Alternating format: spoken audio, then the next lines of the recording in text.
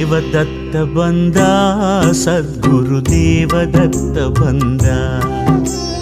ದೇವದತ್ತ ಬಂದ, ಸದ್ಗುರು ದೇವದತ್ತ ಬಂದ.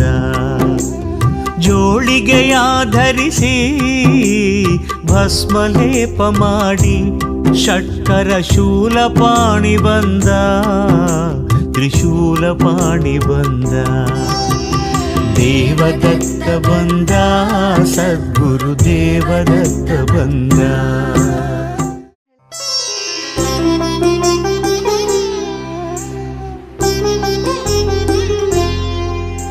ಓಂ ದ್ರಾಂ ದತ್ತಾತ್ರೇಯಾಯ ನಮಃ. ಓಂ ಐಂ ಹ್ರೀಂ ಶ್ರೀಂ ಲಲಿತಾಂಬಿಕಾಯೈ ನಮಃ. ಎಲ್ಲ ಧರ್ಮಬಂಧುಗಳಿಗೂ ಕೂಡ ಸದ್ಗುರು ದತ್ತಾತ್ರೇಯರ ವನದುರ್ಗಾ ಮಾತೆಯ ದಿವ್ಯ ಕೃಪಾಶೀರ್ವಾದವನ್ನು ಪ್ರಾರ್ಥನೆ ಮಾಡ್ತಾ ಈ ದಿನದ ದತ್ತಧಾರೆ ಕಾರ್ಯಕ್ರಮಕ್ಕೆ ಸ್ವಾಗತ ಮಾಡ್ತಾ ಇದ್ದೀನಿ. ಇವತ್ತಿನ ದಿನ ನಾನು ಹಿಂದಿನ ಒಂದು ಸಂಚಿಕೆಯಲ್ಲಿ ಹೇಳಿದ್ದೆ, ಮನೆಯಲ್ಲಿ ಮುಂಭಾಗಲು ಮತ್ತು ಹಿಂಭಾಗಲು ಅಂತ ಇರ್ತಿತ್ತು. ಅದರ ವಿಚಾರವನ್ನು ಇವತ್ತು ತಿಳಿಸ್ತಾ ಇದ್ದೀನಿ. ಮನೆಯಲ್ಲಿ ಒಳ್ಳೆಯದು ಹೇಗಿರುತ್ತೋ ಕೆಟ್ಟದ್ದು ಹಾಗೆ ಇರುತ್ತೆ. ತುಂಬ ಸುಂದರವಾದ ವಸ್ತುಗಳೂ ಇರುತ್ತೆ, ಹಾಗೆ ಕಸವೂ ತುಂಬಿರುತ್ತೆ ಅಲ್ವಾ. ನಿತ್ಯ ಕಸ ಗುಡಿಸ್ತಾ ಇದ್ದರೆ ಮಾತ್ರ ನಮ್ಮ ಜೀವನ ಶೈಲಿ ಸುಂದರವಾಗಿರುತ್ತೆ ಅಂತ ನಮ್ಮ ಹಿರಿಯರು ಮಾಡಿಕೊಟ್ಟಿದ್ದಾರೆ. ಹಾಗೆ ಮನುಷ್ಯನಾದವನು ನಿತ್ಯ ಸ್ನಾನ ಮಾಡ್ತಾ ಇದ್ದರೆ ಅವನ ದೇಹ ಸುಗಂಧಮಯವಾಗಿರುತ್ತೆ ಅಂತ ಹೇಳ್ತಾರೆ. ಹಾಗೆ ನಮ್ಮ ತಲೆಯ ಕೂದಲುಗಳನ್ನು ಭಗವಂತ ಕೊಟ್ಟಿರೋದು ಅರ್ಥ ಏನಪ್ಪ ಅಂತಂದರೆ, ನಮ್ಮ ತಲೆಯ ಒಳಗಡೆ 106 ಯೋಚನೆಗಳು, ಹಾಗೆ ತಲೆಯ ಮುಖಾಂತರವಾಗಿ ಸಹಸ್ರಾರ ಅಂತ ಹೇಳ್ತಾರೆ, ಬ್ರಹ್ಮರಂಧ್ರ ಅಂತ ಹೇಳ್ತಾರೆ. ಇಲ್ಲಿನ ಮುಖಾಂತರವಾಗಿ ಪ್ರಕೃತಿಯಲ್ಲಿ ಇರತಕ್ಕಂತಹ ಎಲ್ಲ ರೀತಿಯಾದ ಒಳ್ಳೆಯದು ಕೆಟ್ಟದ್ದು ಎರಡೂ ಕೂಡ ಈ ತಲೆಯ ಮುಖಾಂತರವಾಗಿ ದೇಹವನ್ನು ಪ್ರವೇಶ ಮಾಡ್ತಾರೆ. ದೈವಶಕ್ತಿಯು ದೈತ್ಯ ಶಕ್ತಿಯು ಕೂಡ ಅದರ ದೃಷ್ಟಿಯನ್ನು ಈ ನೆತ್ತಿಯ ಮೇಲೆ ಬಿಡ್ತಾ ಇರುತ್ತೆ. ಯಾಕಂದರೆ ಆಕಾಶಕ್ಕೆ ನೆತ್ತಿ ಮಾತ್ರ ಸ್ಟ್ರೈಟಾಗಿ ಕಾಣುವಂಥದ್ದು, ಇನ್ನು ಉಳಿದಿದ್ದೆಲ್ಲವೂ ಕೂಡ ಸೈಡ್ ಲೈನಲ್ಲಿರುತ್ತೆ. ಹೀಗೆ ನಿಂತಿರ್ತೀವಿ, ಆವಾಗ ಈ ಟಾಪ್ ಪೋರ್ಷನ್ ಏನಿರುತ್ತೆ ಅದು ಮಾತ್ರ ಲಿಂಕ್ ಆಗಿರುತ್ತೆ. ಅದಕ್ಕೆ ಎಲ್ಲ ದೇವಾಲಯಗಳಲ್ಲಿ ಕೂಡ ಕಲಶ ಅಂತ ಹೇಳ್ತಾರೆ, ವಿಮಾನ ಗೋಪುರ ಅಂತ ಹೇಳ್ತಾರೆ. ದೇವರ ಮೇಲೆ ವಿಮಾನ ಗೋಪುರ ಇರುತ್ತೆ. ಹಾಗೆ ನಮ್ಮ ದೇಹಕ್ಕೆ ಶಿರಸ್ಸು ಅನ್ನೋದು ಗೋಪುರ ಇದ್ದ ಹಾಗೆ. ಆ ಗೋಪುರದ ಮುಖಾಂತರವಾಗಿ ದೈವಶಕ್ತಿ ಮತ್ತು ದೈತ್ಯ ಶಕ್ತಿ ಎರಡೂ ಕೂಡ ದೇಹವನ್ನು ಪ್ರವೇಶ ಮಾಡ್ತಾರೆ.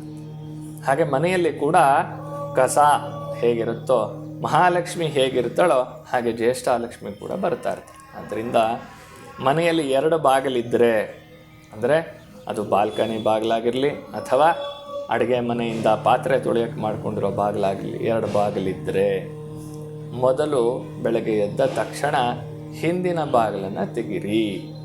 ಯಾಕಂದರೆ ಮನೆಯಲ್ಲಿರುವಂತಹ ಜ್ಯೇಷ್ಠಾಲಕ್ಷ್ಮಿ ಹಿಂದಿನ ಬಾಗಿಲಿನಿಂದ ಆಚೆ ಹೋಗ್ತಾಳೆ, ದೈತ್ಯ ಶಕ್ತಿಗಳು ಹಿಂದಿನ ಬಾಗಿಲಿಂದ ಆಚೆ ಹೋಗುತ್ತೆ ಅಂತ. ನಮ್ಮ ಮನೆಯಲ್ಲಿ ಮುಂಭಾಗಲು ಹಿಂಭಾಗಲು ಅಂತ 2 ಇದ್ದೇ ಇರುತ್ತೆ. ದೊಡ್ಡ ದೊಡ್ಡ ಮನೆಗಳಲ್ಲಿ ಇದ್ದೇ ಇರುತ್ತೆ. ಇವತ್ತು ಕೂಡ ಹಿಂದಿನ ಕಾಲದ ಮನೆಗಳನ್ನು ನೋಡಿದ್ರೆ ಮುಂಭಾಗಲು ಹಿಂಭಾಗಲು. ಇವಾಗ ಒಂದು ಬಂದ್ಬಿಟ್ಟಿದೆ ಪದ್ಧತಿ, ಎದುರುಗಡೆ ಮನೆ ಬಾಗಿಲಿದ್ರೆ ಹಿಂದುಗಡೆ ಬಾಗಿಲು ಇರಬಾರ್ದು ಎದುರುಗಡೆಗೆ ಅಂತ ಹೇಳಿ ಏನೋ ಒಂದು ಹೇಳಿಬಿಟ್ಟಿದ್ದಾರೆ. ಆ ವಿಚಾರವನ್ನು ಅನುಸರಿಸ್ಕೊಂಡು ಮುಂದುಗಡೆ ಬಾಗಿಲಿದ್ರೆ ಹಿಂದುಗಡೆ ಬಾಗಿಲನ್ನೆಲ್ಲೋ ಸೈಡಲ್ಲಿ ಇಟ್ಟಿರ್ತೀರಿ. ಹೇಗಿಡ್ತೀರೋ ಅದು ನಿಮಗೆ ಸೇರಿದ್ದು.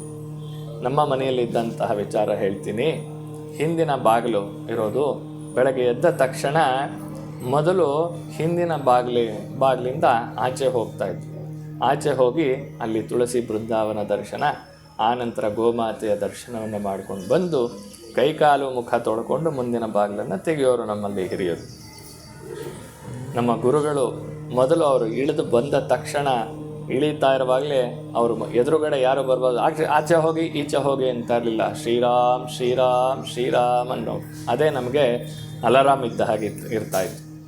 ಯಾಕೆ ಹಿಂದಿನ ಬಾಗಿಲನ್ನು ತೆಗಿಬೇಕು ಅಂದರೆ, ಮನೆಯಲ್ಲಿ ರಾತ್ರಿಯೆಲ್ಲ ಪ್ರವಹಿಸಿರುವಂತಹ ದುಷ್ಟ ಶಕ್ತಿಗಳು, ನೆಗೆಟಿವ್ ಎನರ್ಜಿ ಎಲ್ಲ ಹಿಂದಿನ ಬಾಗಿಲಲ್ಲಿ ಆಚೆ ಹೋಗ್ತಾ ಇದೆ.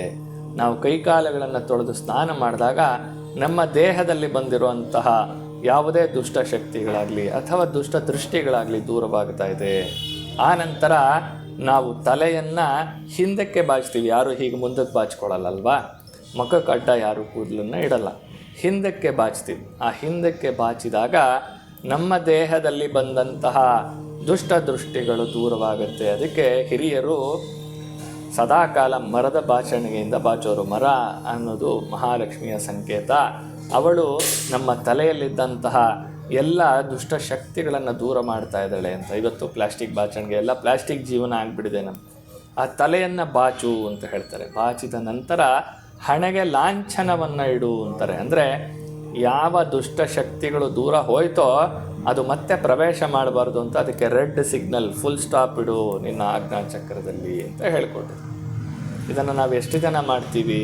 ಇವತ್ತು ಹೆಣ್ಣು ಮಕ್ಕಳಾದಿಯಾಗಿ ಮುತ್ತೈದೆಯರಾದಿಯಾಗಿ ಹಣೆಗೆ ಇಟ್ಕೊಳ್ಳೋದನ್ನೇ ಮರೆತೇ ಹೋಗಿದ್ದೀವಿ. ಅದೊಂಥರ ರೀತಿ ನಾಚಿಕೆಯ ಸ್ವಭಾವ ಬಂದ್ಬಿಟ್ಟಿದೆ.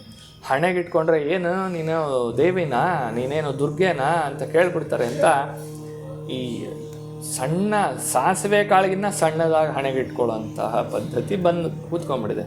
ಯಾಕೆ ಇಟ್ಕೋಬೇಕು ಅನ್ನೋ ಅರಿವು ಇಲ್ಲ. ಇದು ದೇಹಕ್ಕೆ ಸಂಬಂಧಪಟ್ಟಂತಹ ವಿಚಾರ. ಅದನ್ನು ಮಾತಾಡೋದಕ್ಕೆ ಮುಂದೆ ತಗೊಳ್ತೀನಿ. ಹೀಗೆ ಯಾಕೆ ತಲೆ ಬಾಚು ಅಂತಾರೆ ಅಂತಂದರೆ, ನಮ್ಮ ದೇಹದಲ್ಲಿರುವಂತಹ ದುಷ್ಟಶಕ್ತಿಗಳು ಹಿಂದೆ ಹೋಗಲಿ, ನಮ್ಮ ಬೆನ್ನ ಹಿಂದೆ ಹೋಗಿ ಅದು ಭಸ್ಮ ಆಗೋಗುತ್ತೆ ಅಂತ ಹೇಳ್ಕೊಡ್ತಾರೆ. ಹಾಗೆ ಮನೆಯ ಬಾಗಿಲನ್ನು, ಹಿಂಬಾಗಿಲನ್ನು ತೆಗೆದು ಕೈಕಾಲುಗಳನ್ನು ತೊಳೆದ ನಂತರ ಮನೆಯ ಮುಂಭಾಗಿಲನ್ನು ತೆಗೆದರೆ, ಅರುಣೋದಯದ ಸಂದರ್ಭದಲ್ಲಿ ಮನೆಯ ಮುಂಭಾಗಿಲನ್ನು ತೆಗೆದಾಗ ದೇವಾನುದೇವತೆಗಳ ಶಕ್ತಿ, ಋಷಿ ಮುನಿಗಳ ಶಕ್ತಿ ನಮ್ಮ ಮನೆಯನ್ನು ಪ್ರವೇಶ ಮಾಡುತ್ತೆ ಅಂತ ಹೇಳ್ತಾರೆ. ಅದಕ್ಕಾಗಿ ಮುಂದಿನ ಬಾಗಿಲಿನಲ್ಲಿ ಸೂರ್ಯೋದಯಕ್ಕೆ ಮುಂಚಿತವಾಗಿ ನೀರನ್ನು ಹಾಕಿ, ರಂಗವಲ್ಲಿಯನ್ನು ಹಾಕಿ, ಅರಿಶಿನ ಕುಂಕುಮ ಮಂಗಳ ದ್ರವ್ಯಗಳನ್ನು ಇಟ್ಟು ಆನಂತರ ನೀನು ಶುಭ್ರನಾಗು ಅಂತ ಹೇಳ್ತಾರೆ. ಸ್ನಾನ ಮಾಡಿ ಆದರೂ ಸರಿ, ಸ್ನಾನ ಮಾಡದೇ ಆದರೂ ಸರಿ, ಅದು ನಿಮಗೆ ಸೇರಿದ್ದು. ಆ ರಂಗವಲ್ಲಿಯನ್ನು ಹಾಕೋದ್ರಿಂದ ದೇವತೆಗಳ ಆಹ್ವಾನ ಮಾಡುವಂತಹ ಒಂದು ಸೂಚನೆ ರಂಗೋಲಿ, ರಂಗ ನೀ ಒಲಿ ಅಂತ. ಆ ರಂಗವಲ್ಲಿಯ ಮುಖಾಂತರವಾಗಿ ಭಗವಂತ ನಮ್ಮ ಮನೆಯನ್ನು ಪ್ರವೇಶ ಮಾಡ್ತಾನೆ ಅನ್ನೋದು ನಮ್ಮ ಹಿರಿಯರು ಮಾಡಿಕೊಟ್ಟಿರುವಂತಹ ಸಂಪ್ರದಾಯ. ಇದನ್ನು ಅನುಸರಣೆ ಮಾಡೋಕ್ಕೆ ಶುರು ಮಾಡಿ, ನಮ್ಮ ಹಿರಿಯರು ಮಾಡಿರೋದು ಒಂದೊಂದೇ ನಾನು ಹೇಳ್ತೀನಿ, ಅದನ್ನು ಅನುಸರಣೆ ಮಾಡಿ. ನಿಮ್ಮ ಮನೆಯಲ್ಲಿ ದುಷ್ಟಶಕ್ತಿಗಳ ಪ್ರಭಾವ ಆಗಿದೆ, ಯಾರೋ ಏನೋ ಕೆಟ್ಟದ್ದು ಮಾಡಿಸ್ಬಿಟ್ಟಿದ್ದಾರೆ ಅಂತ ಮತ್ತೆ ನಿಮಗನ್ಸಿದ್ರೆ ನನ್ನನ್ನು ಬಂದು ಕೇಳಿ, ನಾನು ಉತ್ತರ ಕೊಡ್ತೀನಿ.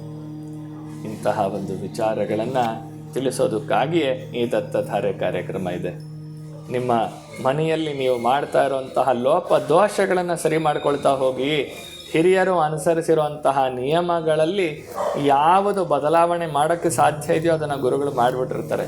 ಅದಕ್ಕೆ ನೀತಿ, ನಿಯಮ, ಸದಾಚಾರಗಳು ಶ್ರೀ ಗುರುಗಳಿಂದಲೇ ಉಕ್ತವಾಗಿವೆ. ಯಾವ ಯಾವ ಕಾಲಕ್ಕೆ ಯಾವ ಯಾವ ನಿಯಮವನ್ನು ಅನುಸರಿಸಬೇಕು ಅನ್ನೋದು ಗುರುಗಳ ತೀರ್ಮಾನ ಮಾಡಿ ಕೊಡ್ತಾ ಇರ್ತಾರೆ. ಅದರಂತೆ ನಾವು ಅನುಸರಣೆ ಮಾಡ್ತಾ ಹೋದರೆ ನಮ್ಮ ಜೀವನ ಸುಸೂತ್ರವಾಗಿ ನಡೆಯೋದರಲ್ಲಿ ಸಂದೇಹವೇ ಇಲ್ಲ ಅಂತ ಹೇಳಿ ತಿಳಿಸ್ತಾ ಇವತ್ತಿನ ಕಾರ್ಯಕ್ರಮಕ್ಕೆ ಮಂಗಳ ಹಾಡ್ತಾ ಇದ್ದೀನಿ. ಓಂ ಶಾಂತ ಶಾಂತ ಶಾಂತಿ. ಸದ್ಗುರು ದಿವ್ಯ ಚರಣಾರವಿಂದಾರ್ಪಣಮಸ್ತು.